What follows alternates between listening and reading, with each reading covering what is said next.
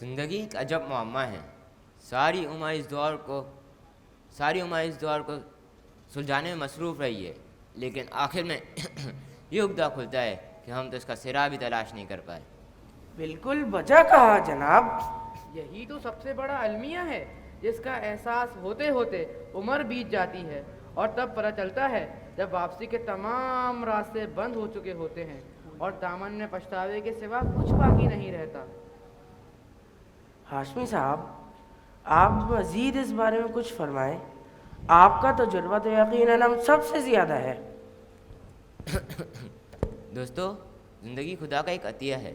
اسے خدا کے سلجھائے ہوئے طریقے پہ گزار دو تو کامیاب ہو، اور نہ قدم قدم پر ٹھوکریں ہیں، نہ دامتیں ہیں، رسوائیاں ہیں اور پچھتاوا ہے. ہم نے تو اپنی زندگی سے یہی سیکھا. آج تو ہماری کلاس میں بڑے بڑے لوگ شامل ہیں. خوش آمدید، خوش آمدید. ارے بھائی، کیا سیکھنے سکھانے کی باتیں ہو رہی ہیں، اور کس قسم کے پچھتاوے کا ذکر کر رہے ہیں آپ لوگ؟ استاد محترم، ہم سب اپنی زندگی کے حوالے سے گفتگو کر رہے تھے اور ایک دوسرے کو اپنی زندگی کے واقعات بتا رہے ہیں. واہ بھائی واہ، بہت خوب. تو ایسا کرتے ہیں، آج ہم میں سے ہر ایک شخص اپنی زندگی کا وہ واقعہ بیان کرے جس پر اسے پچھتاوا ہوا ہو، اور اگر اسے دوبارہ موقع ملے تو یہ غلطی کبھی نہ دہرائے. تو کون پہل کرے گا؟ چلیے ارشاد صاحب، آپ ہی آغاز کیجئے. دوستوں، زندگی میں سب کچھ حاصل کیا، عزت، دولت، شہرت اور اختیارات سے خوب حظ اٹھایا. کوئی ایسی دنیاوی نعمت نہیں جو میرے دائرہ اختیار سے باہر ہو، مگر پھر بھی کچھ چیزیں ہیں جن میں سوائے کافی افسوس ملنے کے اور کچھ نہیں کیا جا سکتا. میں آپ لوگوں کو اپنی زندگی کا ایک واقعہ سناتا ہوں. ہیلو، ہاں رضوان بیٹا میں بس آ رہا ہوں تھوڑی دیر میں. ہاں آ رہا ہوں. یار جلدی سے ایک برانڈڈ گھڑی دکھاؤ. ہاں رضوان بیٹا میں بس آ رہا ہوں. چلو ٹھیک ہے، اللہ حافظ. یہ لیجئے جناب.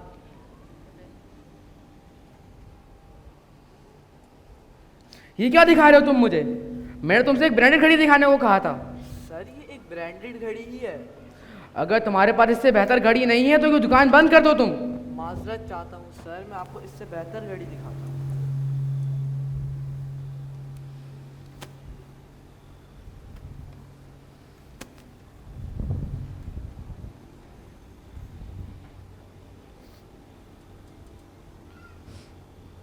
بھائی یہ تو کافی نفیس گھڑی ہے. ارشاد گیلانی، تم یقیناً نظام صدیقی ہو نا؟ السلام علیکم. وعلیکم السلام. کیسے ہیں آپ؟ اتنے عرصے بعد ملے ہیں. ارے آپ کے صاحبزادے کیسے ہیں؟ اب تو رضوان میاں کی شادی بھی ہو گئی ہوگی ماشاءاللہ سے. جی ہاں، شادی بھی ہو گئی ہے، اور اس شہر کی سب سے بڑی یونیورسٹی سے انجینئرنگ میں ٹاپ کرنے کے بعد اب ایک بہت بڑی فرم میں ایم ڈی کی پوسٹ پر کام کر رہے ہیں. اچھی تنخواہ، بڑی گاڑی، بنگلہ، نوکر چاکر سب آسائشیں ہیں اس کے پاس. اور تو اور اس نے میرے پوتے احمد کو بھی شہر کے سب سے مہنگے اسکول میں داخل کروا رکھا ہے. اور تم سناؤ، تمہارا بیٹا اسامہ بھی تو کسی اسلامی اسکول میں پڑھ رہا تھا نا؟ کیا حال ہے اب اس کا؟ الحمدللہ، اللہ کے فضل سے اسامہ کا رشتہ ایک بہت اچھے دیندار گھرانے میں ہوا ہے، اور وہ اس چیز سے بہت خوش اور مطمئن بھی ہے، اور ہم سب کا خیال بھی رکھتا ہے. او ہو، یعنی وہ دینداری کا بھوت اب تک تمہارے سر پر سوار ہے. یار دینداری تو ہر بندے کا ذاتی معاملہ ہے، اصل تو اسٹیٹس ہے جس سے اس کی شخصیت کا پتہ چلتا ہے. اب رضوان کو ہی دیکھ لو، شہر کے سارے بڑے لوگ اس کو عزت کی نگاہ سے دیکھتے ہیں. ہر بڑی تقریب میں بھی اس کو مدعو کیا جاتا ہے. ہر مشکل کام وہ اپنے تعلقات کی بنا پر منٹوں میں حل کروا لیتا ہے. اور یہی تو دنیا کی ضرورتیں ہیں. دین بھی ہمیں کوئی قیدی بنا کر تھوڑی رکھنا چاہتا ہے. یار مجھے افسوس ہوا کہ تم اب تک اسی تنگ نظری کا شکار ہو. میرے دوست آگے بڑھو اور دنیا کے ساتھ قدم سے قدم ملا کر چلنا سیکھو، اور اپنی اولاد کو بھی اس قابل بناؤ کہ تم ان پر فخر کر سکو. ارے یار یہ کن باتوں کو لے کر بیٹھ گئے ہو؟ ہم اتنے عرصے بعد ملے ہیں. چلو آؤ کہیں چل کے اچھی سی چائے پیتے ہیں اور بیتے دنوں کو یاد کرتے ہیں. نہیں یار معذرت، اب بہت وقت ہو چکا ہے، رضوان بھی باہر میرا انتظار کر رہا ہوگا، پھر کبھی ضرور انشاءاللہ۔ چلو جیسے تمہیں منظور ہو، میں بھی شاپنگ سے فارغ ہو چکا ہوں، آؤ ساتھ ہی چلتے ہیں، اسی بہانے میں بھی رضوان بیٹے سے مل لیتا ہوں۔ ہاں ہاں آؤ چلو۔ کہاں رہ گئے تھے آپ؟ جہاں جاتے ہیں وہیں کے ہو کر رہ جاتے ہیں۔ میں پچھلے 1 گھنٹے سے آپ کا انتظار کر رہا ہوں۔ آپ کو کچھ اندازہ بھی ہے کہ میرا وقت کتنا قیمتی ہے؟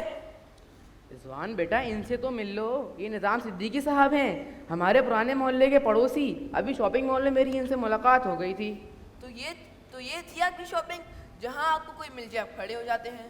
کتنے لوگ مجھ سے ملنے اور مجھ سے وقت لینے کے لیے بےتاب ہیں، اور ادھر آپ کو میرے وقت کی ذرا بھی پرواہ نہیں۔ آپ کے پاس ہوگا ایرے گیرے کے لیے وقت، لیکن مجھے بہت سے کام ہوتے ہیں۔ اب آپ رکشہ کر لیجئے گا، مجھے بہت ضروری میٹنگ میں جانا ہے۔ رضوان بیٹا بات تو کوئی بات نہیں ارشاد صاحب۔ السلام علیکم ابو۔ السلام علیکم انکل۔ اچھا ہوا آپ مل گئے۔ میں گھر پہنچا تو امی نے بتایا ہے کہ آپ اکیلے شاپنگ مال آ گئے، آپ کو کچھ چاہیے تھا تو آپ مجھے بتا دیتے، آپ نے خواہ مخواہ آنے کی زحمت کی۔ اور ابو یہ جناب کون ہے؟ بیٹا تم نے انہیں پہچانا نہیں؟ ارے بلکہ تم کیسے پہچانو گے، تم تو اس وقت بہت چھوٹے تھے۔ یہ میرے ایک بہت پرانے دوست اور اچھے پڑوسی ارشاد کیلانی صاحب ہیں، میں اکثر ان کا ذکر کرتا رہتا ہوں۔ جی ابو مجھے یاد تو نہیں، لیکن جتنی محبت اور احترام سے آپ ان کا ذکر کرتے ہیں، مجھے ان سے ملنے کی ہمیشہ خواہش تھی۔ لیجیے ارشاد صاحب، یہ میرے بیٹے اسامہ ہیں، انہوں نے نہ صرف اصلی تعلیم حاصل کی ہے بلکہ اس کے ساتھ ہی ساتھ دینی علوم میں بھی مہارت حاصل کی ہے، اور اب یہ ایک مدرسے میں بچوں کو پڑھانے کے ساتھ ساتھ اکاؤنٹس بھی سنبھالتے ہیں۔ ماشاءاللہ بیٹا۔ چلیے انکل آپ ہمارے ساتھ گھر چلیے، شام کی چائے ہمارے ساتھ پیجیے، پھر میں آپ کو آپ کے گھر ڈراپ کر دوں گا۔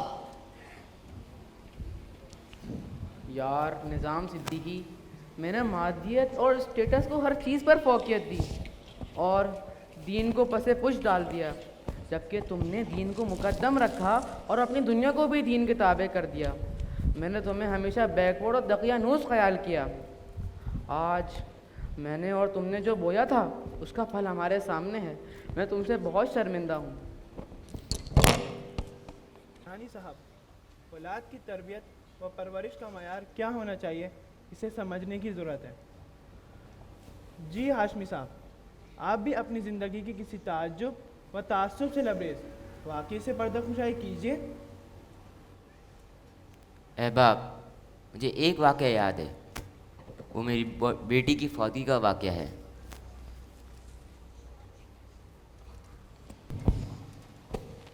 حضرات، جنازہ صحن میں آ چکا ہے۔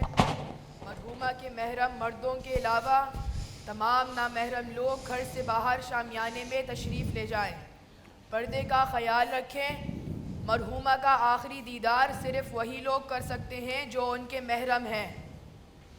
کیا اب یہ پردہ کریں گی جب ان کی زندگی ختم ہو چکی؟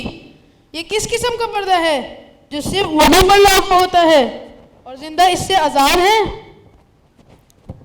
شفاق بیٹا، میں جانتا ہوں تم اسما کی موت پہ صدمے ہو، لیکن بیٹا یہ رسم دنیا ہے جس کی پاسداری ہمیں کرنی پڑے گی۔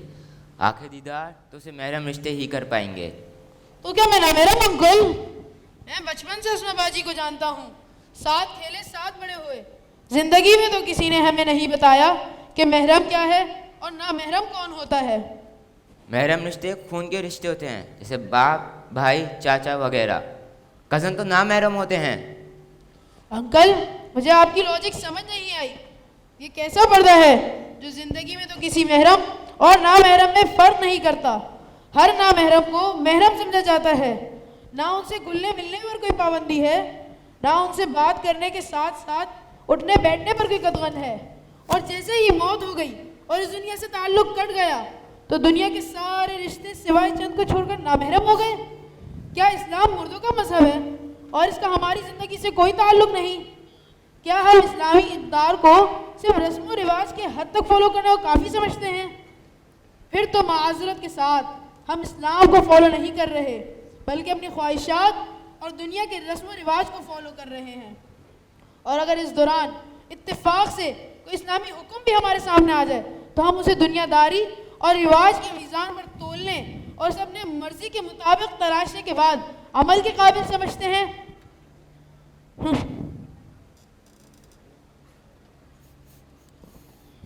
نور احمد بھائی، اس نوجوان کی بات تو ٹھیک ہے، ہم ہی لوگ ہیں جو رسم و رواج کے دھوکے میں ہدایت کی راہ کو بھول بیٹھے ہیں. نور احمد صاحب، رسم و رواج دیکھنے میں کتنا ہی خوشنما کیوں نہ ہو، لیکن یہ آخر میں ہمیں رسوائی کے سوا اور کچھ نہیں دیتا. جی شمس الرحمان صاحب، آپ بھی اپنی زندگی کا کوئی ایسا واقعہ بیان کریں جس پر آپ کو افسوس ہو. استاد محترم، چھوٹے موٹے پچھتاوے تو بہت ہیں، مگر ایک ایسا پچھتاوا ہے جو مجھے ہمیشہ بے چین اور مخموم رکھتا ہے. یہ میری جوانی کا واقعہ ہے. Moisture, the water content, and so it looks a beautiful outfield, including the pitch. Pitch looks brilliant for batting once again. There's sheen, as always is the case here at Sharjah. India and Pakistan in the finals for the first time after year 99. So this is the mother of all finals. MS Dhoni has got the coin. He'll flip it. Heads is the call from the Pakistani captain. Heads it is, it's Pakistan. Heads it is. 5 overs. Pakistan will be getting there. High. Oh, the converging on this. He's not got this. Mid off. Catches it. Srisan from Bhutan. نہیں یار، پھر سے out ہو گیا ہے. کہا بھی تھا یہی ہوگا. کیا ہو گیا بیٹا؟ خیریت تو ہے؟ نہیں ابا، خیریت ہی تو نہیں ہے. کیا ہو گیا بیٹا؟ سب ٹھیک ہے؟ تمہارے پیٹ میں درد تو نہیں ہو رہا؟ منع بھی کیا تھا تمہیں کہ باہر کی الٹی سیدھی چیزیں مت کھایا کرو. نہیں ابا، مجھے کچھ نہیں ہوا، میں بالکل ٹھیک ہوں. تو پھر کیا ہوا ہے؟ ابا افریدی پھر سے جلدی آؤٹ ہو گیا. لا حول ولا قوت الا باللہ. اتنی سی بات پہ تم نے سارا گھر سر پر اٹھاوا ہے. میں بھاگ تو آیا اپنے کمرے سے کہ نہ جانے کیا حادثہ پیش آ گیا ہو.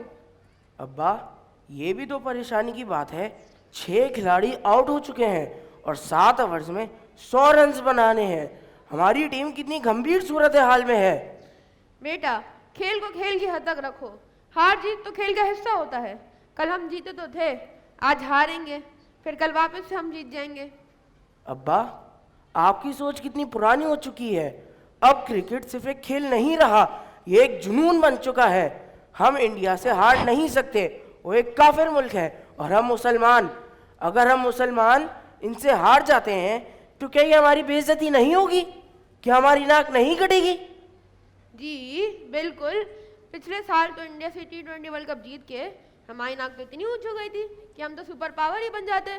وہ تو امریکہ ہم سے آگے نکل گیا اور ہم سپر پاور بنتے بنتے رہ گئے. ورنہ اب تک تو ہم کشمیر اور فلسطین آزاد کروا لیتے اور قبلہ اول میں اپنا جھنڈا گاڑ چکے ہوتے. سارا دن ان کھیلوں کو دیکھنے پر برباد کرنا جس میں دنیا کا نفع ہے نہ آخرت کی بھلائی، کیسی عقل مندی ہے؟ تم صبح سے میچ دیکھ رہے ہو، تم نے نہ عصر کی نماز پڑھی ہے، مغرب کا وقت بھی نکل چکا ہے اور ابھی عشاء کی اذان ہوئی ہے، تو تم نے تو میچ کی آواز بند کر کے یہ سمجھ لیا ہے کہ تمہارا دینی فریضہ پورا ہو گیا. جو میچ کھیلتے ہیں وہ سینچری پر سجدہ تو ضرور کریں گے، لیکن جو میچ کے دوران نماز قضا جاتی ہے ان کا کسی کو کوئی خیال ہے؟ اور اگر اتفاقاً کسی نے گراؤنڈ پر نماز پڑھ بھی لی تو اسے تو ایسے پیش کیا جاتا ہے گویا کہ اس نے کوئی بہت بڑا کارنامہ انجام دیا ہو. حالانکہ اسلام میں کھیل اور تفریح کی اجازت تو ضرور ہے، لیکن انسان کی تخلیق کا پہلا مقصد اللہ تعالیٰ نے اپنی عبادت بتایا ہے اور یہی انسان کی پہلی ترجیح ہونی چاہیے. ابا پلیز ہمیں میچ دیکھنے دیں. پہلے ہی آپ کے لیکچر کے چکر میں 2 اوور مس ہو گئے. اے اللہ ہی تمہیں ہدایت دے.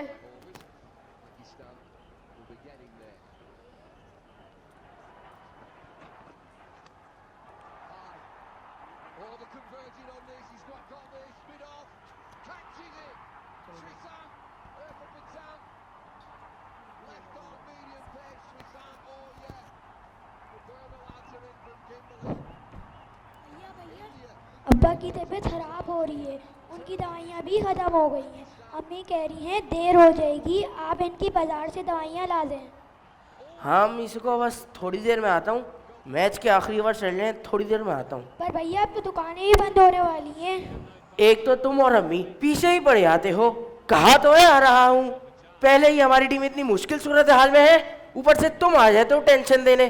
जाओ अब यहाँ से।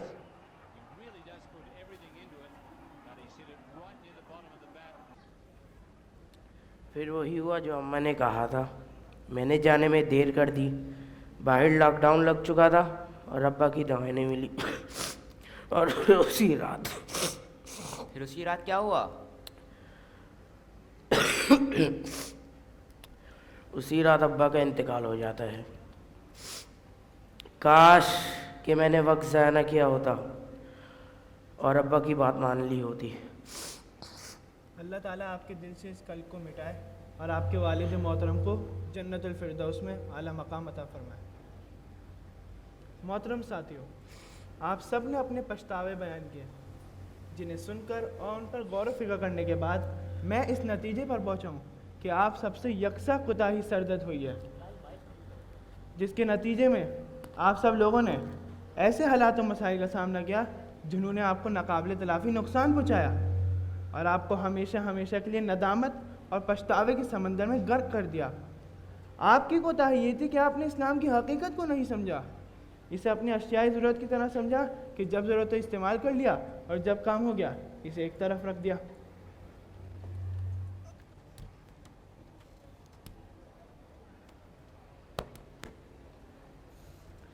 मोहतरम साथियों, अल्लाह ताला कुरान मजीद में इरशाद फरमाते हैं, उदखुलू फिस्सिल्मि काफ़ा, कि इस्लाम में पूरे के पूरे दाखिल हो जाओ। अपनी ज़िंदगी के किसी पहलू को इससे मुस्तस्ना ना समझो। अपने दुनियावी मामलात और माशरती मामलात, इन सब का कुरान की रोशनी में तलाश करो। आए अज़म करें कि हम अपनी औलादों को ऐसा बनाएंगे कि उनके अमलो किरदार से हमारे लिए दुनिया और आखिरत दोनों में कामयाबी और सुरखरुई का बायस बने। हमारी औलादें हमारे लिए सदका जारियाँ हैं। इन्हें अच्छी तालीम देने के साथ साथ इन्हें अच्छी तरबियत देने की ज़रूरत है। इनमें इस जज्बे को परवान चढ़ाने की ज़रूरत है, ये खुद भी अल्लाह ताला के अहकामात सीखें और दूसरों को भी इसकी तलकीन करें। ये ज़िंदगी रब की अमानत है, इसे अल्लाह ताला को इस हाल में सुपुर्द करें कि अल्लाह ताला हमसे खुश और राज़ी हो। जज़ाकुमुल्लाहु खैर।